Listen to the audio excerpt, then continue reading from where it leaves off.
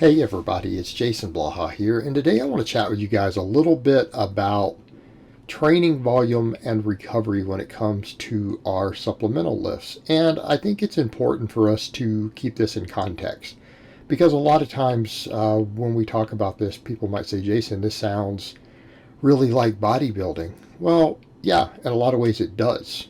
And that's okay. And realistically, what do bodybuilders actually get right? Most of them are reasonably good at building muscle. Now, we could disagree with a lot of other stuff they do. We could disagree with the starvation, some of the kooky ways that they abuse drugs, all that other stuff, the lifestyle around it. But generally speaking, most of them are pretty successful at building muscle. And a lot of methods that they use, not saying all of them use good methods, some of them are just genetics and drugs. But a lot of the methods are legitimately good. And I'm not saying that we should train this way exclusively. Keeping in mind, this is set in the context of a larger training paradigm, such as if you're running conjugate, which is what I recommend, or something else like 5-3-1, which is still a heavy basic template, and then you plug supplemental work in. Okay? This is in the context of all of your volume training that you're using to get bigger while still doing your really heavy work and everything else. And one of the things that people have a bad habit of with supplemental work is thinking too much like a power lifter. Okay? We get enough power lifting specific type training doing max work, dynamic work, all that other stuff. We're getting that in there. We're getting that in there. What is it that we are doing with supplemental work, which ends up comprising most of our training volume on the back end of our workouts? We're doing it to build muscle.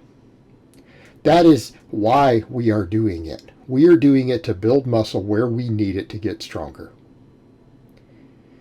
And a lot of times guys will get too caught up in, well, I need all this specific carryover. And some carryover is good. You know, so what are some lifts you see me doing right here up front, but even for high reps? Floor presses. Okay. Floor press really does have good carryover to the bench. Good mornings. Good mornings will carry over massively to a power squat. Okay, those have carryover. There's some specificity there, right? Particularly if you have certain weak links in those lifts, these movements will carry over tremendously to fixing those weak links. Okay, they're massive for that. In fact, a good morning will make you really, really good at conventional deadlifting also. You get really good at good mornings, your conventional deadlift will usually skyrocket if you have the grip and the lats and everything to go with it, you know, so you can keep tight. So they'll work wonders for it. But generally speaking, we're not spending a lot of time worried about that outside of the context of is it putting muscle on where we want it. And what we have to think about in terms of a lot of our lifts is this going to put the most muscle on me and be easy to recover from? And I'll give you a perfect example. Like a lot of times I'll even get clients who are running conjugate and they're like, well, coach, why can't I do heavy fives for this? Right? My closed grip benching, why can't I do a really heavy all-out 5x5 instead of doing all these 10s and 12s after my max bench? I mean, wouldn't I get stronger by using a heavier weight? It's like, do you really think that heavy weight that you're going to do for a 5 is going to compare with the max bench you just did? No. The mechanical tension you got in the intramuscular coordination from that max trumps any effect you're going to get from that 5x5. But what's that 5x5 going to do? It's going to beat you up. Okay, there's a reason we run novices on these sort of programs, but that's what they're doing. That's by themselves. Novices are doing a 5x5. They're not doing max work and then supplemental work. The 5x5 is their heaviest tension because we don't make novice lifters max out. We want them to do moderately heavy weight for a respectable volume, learn the basic exercises. And a 5x5 is heavy enough with enough volume for them to do that. But it's probably all they're doing, okay? The novice lifter isn't doing a 5x5 and then a bunch of other chest pressing in the same workouts most of the time, right? Same with their squatting and everything else, right? That's not what we're doing. They're treating that as their primary exercise. In other words, the exercises that a novice lifter is doing all these moderately heavy fives with are the exercises we are using for our really heavy work. or the variations of them we're using for our dynamic effort work. We're not treating them as volume exercises for the novice either for supplemental lifts. They're primary exercises. And what are we doing with primary exercises? Well, if you're running 5-3-1, you're running the 5-3-1 template for them.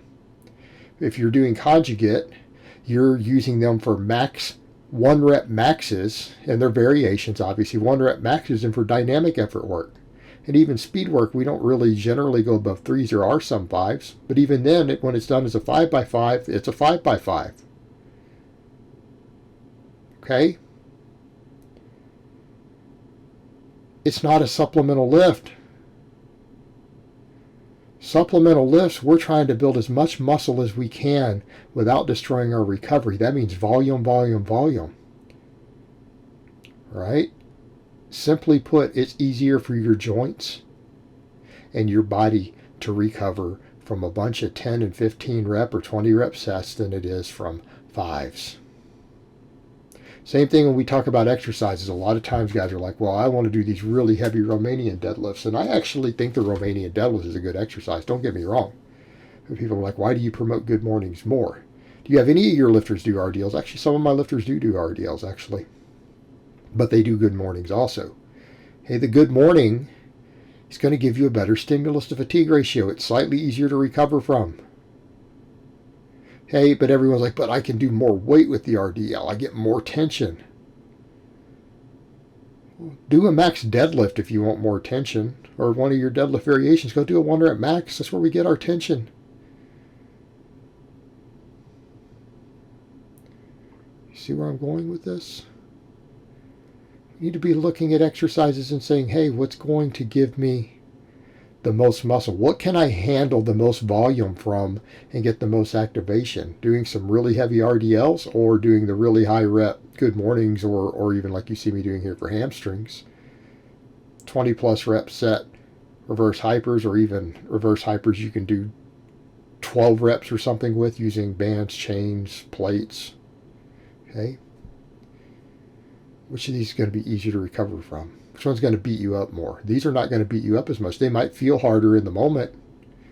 And people don't want to come in and do a really heavy all-out set with some of these hamstring movements. I get it. They burn. They hurt while you're doing them. But they don't beat your joints up. They don't beat your recovery into the ground the same way. Same thing. It's like you'll see me here doing some flies, and then you'll see me doing some tricep extensions. So, well, couldn't we just do more close grip pressing and stuff? Well, maybe. But these 15 rep sets with these movements, they don't beat the joints up as much.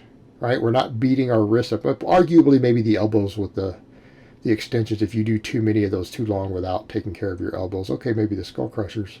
But we're not pounding our joints the way we would even on, some heavier close grip benching. We're still building our pecs. We're building our triceps. We can work more volume of this stuff in and recover from it better. Okay, supplemental work is supplemental work. Again, people are like, well, you're doing the floor presses. Yeah, those are from the same workout as this. We can't handle that much volume on the floor press. It starts eating into our recovery. How much more volume can we work in? And we know the research is showing all the time that the more volume that you throw in, the more growth we get with very rapidly diminishing returns if you can recover from it. Recovery is the main factor. Recovery is what limits your ability to adapt to the volume. We can do a lot more volume and recover from it better if we're more selective in the movements and say, okay, what's going to not beat my joints up so bad? What's not going to beat up my recovery and let me get the extra volume in? Because keeping in mind, we're already getting the heavy work in on our main lifts. A lot of times we're lifting maximum weights. In my case, again, and most of my clients who do conjugate, we're lifting maximum weights twice a week. Do we really need anything else really heavy? No. What does Louis Simmons always say? He wants to get people as strong as possible with the lightest weight possible. And what he means is all your supplemental lifts. Okay? Pick movements that you can do a lot of volume with, that are easy to recover from, that don't beat you up. That they don't beat your body up. They don't beat your joints up. We're already lifting maxes. Okay? We're already lifting maxes. We're good. We just need to get thick and grow. That's why we do all this stuff, is to get bigger. All right, guys, but that's really all I have to say on that today. I hope it's been informative, and I will talk to you guys next time.